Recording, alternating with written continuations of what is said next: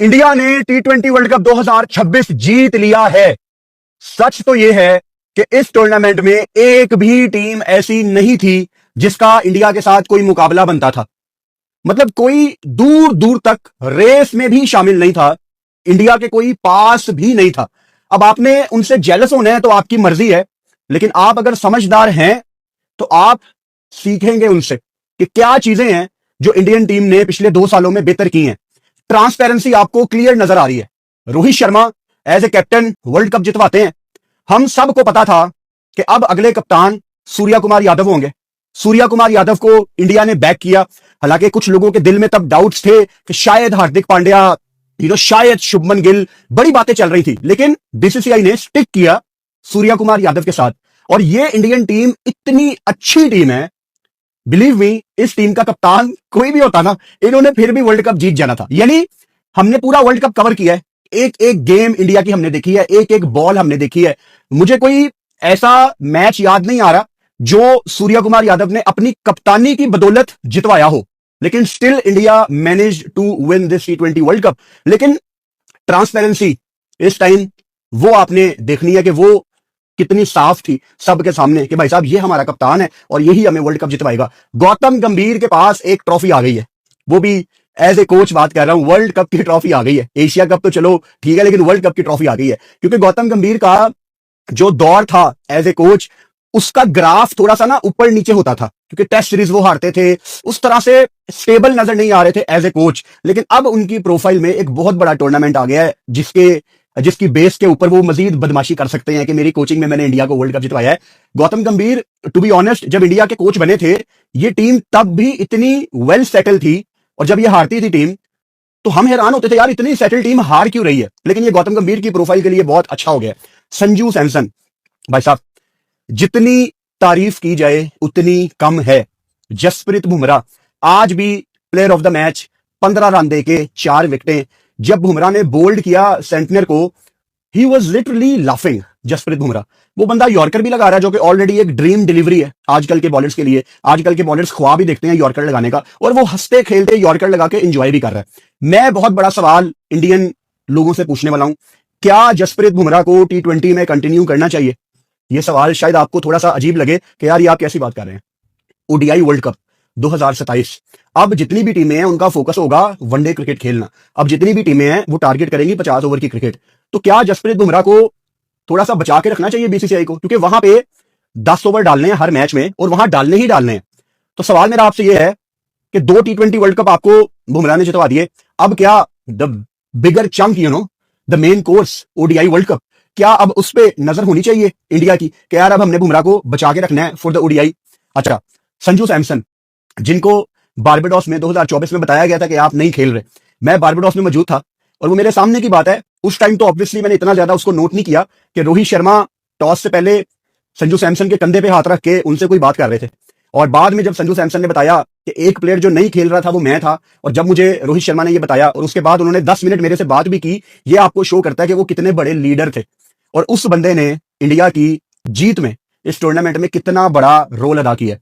ये इंस्पिरेशन है उन तमाम क्रिकेटर्स के लिए, उन तमाम बच्चों के लिए जो लाइफ में कुछ करना चाहते हैं, क्योंकि एक टाइम ऐसा आता है जब हालात आपके अगेंस्ट हो जाते हैं, आपको लगता है एवरीवन इज अगेंस्ट मी, मुझे कोई बनाना नहीं चाहता, मुझे फेयर चांस नहीं मिलते। लेकिन जब आप परफॉर्म करना शुरू करते हैं तब सारे दरवाजे खुलते हैं और चीजें ऐसे दिखना शुरू हो जाती हैं जैसे सारी स्टेज आपके लिए सेट है।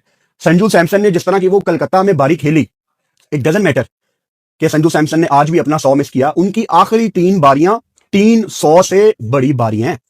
बहुत बड़ा किरदार है। अक्षर पटेल का भी बहुत इंपॉर्टेंट किरदार है। आज आते साथ ही उन्होंने जो ऊपर से 2 विकेटें ली, और फिर फील्डिंग उनकी जितनी शानदार है।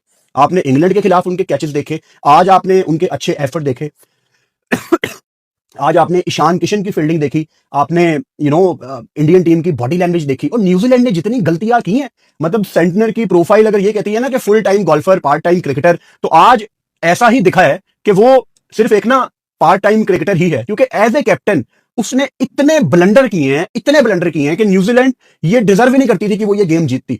अब जो हमारा तरीकाकार है गेम को ब्रेक डाउन करने का, उसी तरीके से हम इसको ब्रेक डाउन करेंगे। माउस में चार्ज करना भूल गया हूं जल्दी जल्दी में, ठीक है। अच्छा, पहले 4 ओवर्स में 4 बॉलिंग चेंज कर देता है सेंटनर। अच्छा, अब टीमों ने अभिषेक शर्मा को ऑफ स्पिनर के अगेंस्ट फंसाया है। चलो मुझे बड़ी खुशी हुई देख के कि ग्लेन फिलिप्स के साथ इन्होंने शुरुआत की, उसको दूसरा ओवर दिया एंड ही बोल्ड वेल यार, उसको एक ओवर में 5 रन पड़े। अच्छा, फिर उसके बाद तीसरा ओवर जैकब डफी को दे दिया, ठीक है। चौथा ओवर ग्लेन फिलिप्स को करवाने की बजाय लॉकी फर्गसन को दे दिया, जिनको पहले ओवर में कितना 24 पड़ा था। मतलब पॉइंट क्या है कि वहां पे वो अपनी गलती रियलाइज करता और फिर दोबारा ग्लेन फिलिप्स को लेके आता, अभिषेक शर्मा को बाइट बिठाया जाए। लोग ये बात कर रहे थे, लेकिन मेरा ओपिनियन इसमें बहुत क्लियर था कि अगर आप अभिषेक शर्मा को बेंच करते हैं तो पूरी टीम का कॉम्बिनेशन थोड़ा सा हिल जाएगा। एक मैच रह गया, उसको आप बैक करें। अगर कोई एक बंदा बाहर बनता था ना, वो वरुण चक्रवर्ती बनता था। लेकिन आज इंडिया ने सेम प्लेइंग 11 खिलाई, वहां न्यूजीलैंड ने मैकॉन्की की जगह जैकब डफी को खिलाया और उन्होंने भी 3 ओवर में 42 दे दिया। इंडिया को अपने पसंद की पिच मिली थी, जो अहमदाबाद की मशहूर जमाना ब्लैक सॉइल विकेट है, वो नहीं इंडिया को चाहिए थी। इंडिया को थोड़ी सी बैटिंग फ्रेंडली विकेट चाहिए थी, जहां पे इतना ज्यादा बॉल स्पिन ना हो। तो मिक्स सॉइल की विकेट इंडिया को प्रोवाइड की गई है। अब इस पे लोग बहुत ज्यादा शोर मचा रहे हैं कि इंडिया को फेवर दी गई है। भाई सीधी सी बात है, home team favour. Pakistan media की खबरों के लिए चैनल लाइक एंड सब्सक्राइब करें। धन्यवाद। डिजर्व करती है, सीधी सी बात है। किसी को यह बात पसंद हो या ना हो, होम टीमों को फेवर मिलती है। अब ठीक है, ये आईसीसी का टूर्नामेंट है, आईसीसी के अंडर पिच कुरेटर सारे काम करेंगे, but at the end of the day भाई होम टीम को फेवर नहीं मिलेगी तो किसको फेवर मिलेगी? ये मैच अगर साउथ अफ्रीका में होता और साउथ अफ्रीका फाइनल में होती और फाइनल हो रहा है केप टाउन में, आपके ख्याल से केप टाउन के कुरेटर अपनी टीम के बारे में नहीं सोचेंगे? क्या बात कर रहे हैं यार आप। मतलब वर्ल्ड कप का फाइनल हो रहा है पर्थ में, तो क्या ऑजी कुरेटर रहम कर लेंगे हम पे? वो नहीं रहम करेंगे, वो उतना ही बाउंस रखेंगे। तो I am all for home advantage, home team को एडवांटेज होना चाहिए। अब कानून ये कहता है कि टूर्नामेंट्स में आईसीसी विकेटें बनाती है, ठीक है आईसीसी बनाती है, लेकिन वो जो क्रिएटर होते हैं वो आईसीसी कोई स्पेशल लेके नहीं आती। आमतौर पे जब कोई बड़ा टूर्नामेंट होता है, जैसे ये 2 मुल्कों में वर्ल्ड कप था, इंडिया श्रीलंका में, इसमें आप कुछ Australia Dubai ICC head office से पिच क्रिएटर कुछ ले आते हैं, लेकिन जब टूर्नामेंट आपको पता लग गया कि आखिरी 2-3 मैच रह गए हैं, तो वो लोकल क्रिएटर ही इस्तेमाल होते हैं आईसीसी की सुपरविजन में। तो ठीक है, अगर इंडिया को अपने पसंद की विकेट मिल गई, कल को 2027 का वर्ल्ड कप साउथ अफ्रीका में है, वो अपने पसंद की विकेट बनवा लेंगे, तब हम क्या उनको ब्लेम करेंगे? नहीं, हम उनको ब्लेम नहीं करेंगे। अगर कोई उनको ब्लेम करेगा तो मैं आपको याद करवाऊंगा कि आप इनको ब्लेम नहीं कर सकते, क्योंकि तब इंडिया को भी उनके पसंद की विकेट मिली थी। तो I am all for home advantage. अच्छा, न्यूजीलैंड की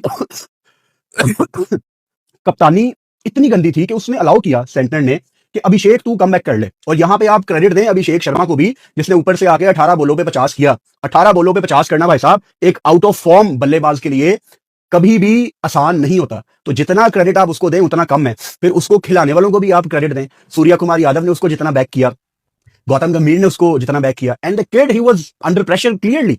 लेकिन अगेन ज्यादा काम शायद न्यूजीलैंड की टीम अभिषेक शर्मा के ऊपर नहीं करके आई थी। जैसे पिछले मैच में हमने देखा कि लॉन्ग ऑन लिया हुआ है, डीप मिड विकेट लिया हुआ है, वो वहीं पे आउट हुआ है। इन्होंने एक डीप मिड विकेट लिया हुआ था, एक लॉन्ग ऑफ लिया हुआ था। भाई लॉन्ग ऑन पे वो फंसता है, off spinner around the wicket आके अभिषेक शर्मा की टांग पकड़े या उसको ऑफ स्टंप के बाहर बॉल करे, वो कैसे नहीं मारता डीप मिड विकेट पे यार? हमने पूरे टूर्नामेंट में उसको स्ट्रगल करते देखा है।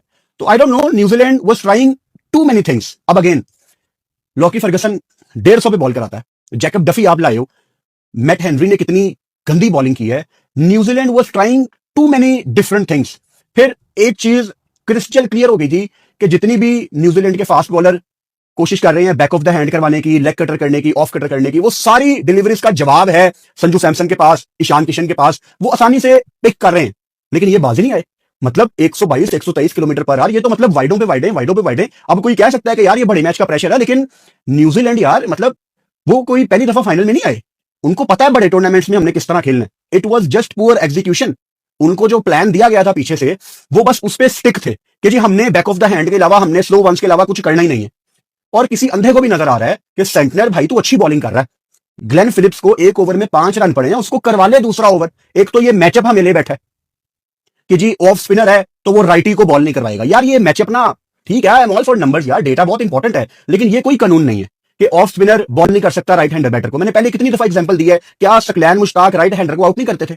क्या मुथाया मुरलीधरन राइटी को आउट नहीं करते थे? ये सिर्फ ड्रामेबाजी है आज की कि ऑफ स्पिनर आएगा तो खब्बे के आगे आएगा, अदरवाइज वो जितना मर्जी अच्छा बॉल डाल के गया वो आएगा नहीं। खैर, बैटिंग ऑर्डर थोड़ा सा चेंज किया इंडिया ने। आज हार्दिक पांड्या को चौथे नंबर पे भेजा गया था, क्योंकि Suryakumar Yadav is totally out of rhythm. थोड़ा सा कम बैक करते हैं, लेकिन उस तरह से जिस चीज के लिए वो जाने जाते हैं, उस तरह की बारी सूर्य कुमार यादव ने नहीं खेली। एक यूएसए वाली बारी बहुत अच्छी थी उनकी, उसके बाद उस तरह से ना वो डोमिनेट नहीं कर पाए। तो शायद वो बनता था कि पांड्या को वो ऊपर भेजते, क्योंकि उस स्टेज पे हमें लग रहा था कि 204 पे 4 आउट है, हमें लगा था कि शायद ये 260 275 वाली आज इंडियन टीम हमें दिखेगी और 260 टी20 वर्ल्ड कप की हिस्ट्री का हाईएस्ट टोटल है और आज भी 255 पे इंडिया आउट हो गई। उस दिन जिम्बाब्वे के अगेंस्ट भी चांस था, हम तो लाइव बैठे हुए थे, मैं तो चाह रहा था कि यार शायद ये आज 260 कर जाते, लेकिन आज भी नहीं किया। ईशान किशन की आप जितनी तारीफ करें कम है, और जितनी आपने ईशान किशन की तारीफ करनी है उससे कई ज्यादा तारीफ आपको गौतम गंभीर की करनी पड़ेगी, आपको सूर्य कुमार यादव की करनी पड़ेगी, क्योंकि मैं आपको लिख के देने के लिए तैयार हूं कि दुनिया का कोई भी दूसरा मुल्क होता वो शुभमन गिल जैसे बड़े नाम को नहीं बाहर निकाल सकते थे टी20 वर्ल्ड कप से पहले, बट इंडिया ने ये ब्रेव कॉल ली है।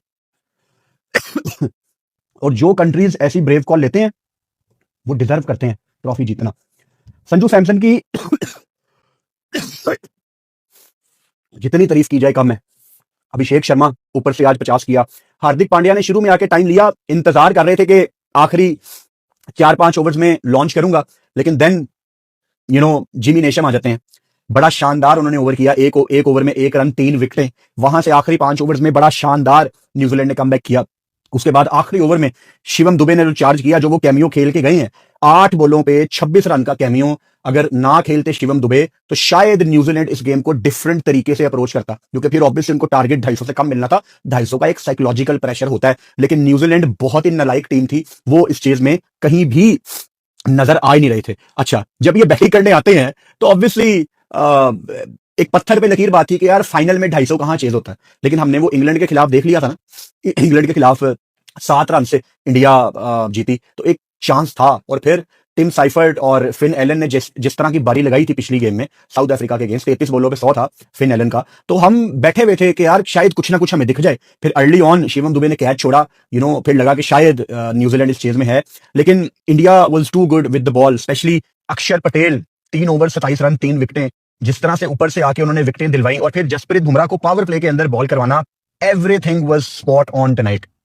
आई एम ग्लैड कि जो गलती सूर्य कुमार यादव ने पहले की है टूर्नामेंट्स में कि बुमराह को वो आखिर में लेके आ रहे थे, जबकि शुरू में अपॉर्चुनिटी थी कि आप गेम को खत्म करो, लेकिन वो बुमराह के ओवर बचा के रखता था। आज उसने वो चीज नहीं की, उसको पता था कि बेस्ट चांस हमारा यही है कि हम ऊपर से आके गेम को साइड पे करें। ऊपर से बुमराह के 2 ओवर कराना, आई थिंक वो काफी बेसिक डिसीजन था और बहुत अच्छा डिसीजन था। और बुमराह का मुझे वो एक इंटरव्यू याद आता है उनके जवानी के दिनों का, कि वो वकार यूनुस की वीडियोस देखते थे, उनके यॉर्कर देखते थे। दुनिया में आज कितने बॉलर्स हैं जो पक्के यॉर्कर मारते हैं, कह के यॉर्कर मारते हैं। मुझे नहीं याद पड़ रहा कि न्यूजीलैंड के किसी बॉलर ने आज एक भी यॉर्कर मारा हो। टूर्नामेंट में कितने बॉलर्स हैं जिन्होंने पक्के यॉर्कर मारे हैं? एक जिम्बाब्वे का मजरबानी था जिसने अच्छे यॉर्कर कराए हैं, और दूसरा जसप्रीत बुमराह था जिन्होंने अच्छे यॉर्कर कराए हैं। बाकी तो कोई भाई इस लिस्ट में है ही नहीं है।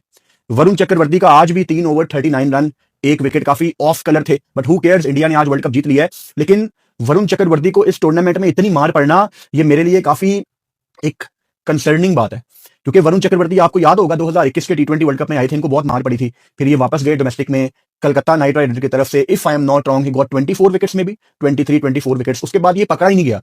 तो अब फिर वरुण चक्रवर्ती एक बुरा बॉलर दिखना शुरू हो गया, और इसमें कहीं ना कहीं गलती टीम मैनेजमेंट की भी है। कभी एक बॉलर की परफॉर्मेंस आपको चीख के कह रही होती है कि यार I am totally out of rhythm, और आपके पास कुलदीप यादव जैसा बंदा अगर पीछे बैठा हो तो मेरे ख्याल से ज्यादती थोड़ी सी इन्होंने की है। इनको पाकिस्तान मीडिया की खबरों के लिए चैनल लाइक एंड सब्सक्राइब करें। धन्यवाद।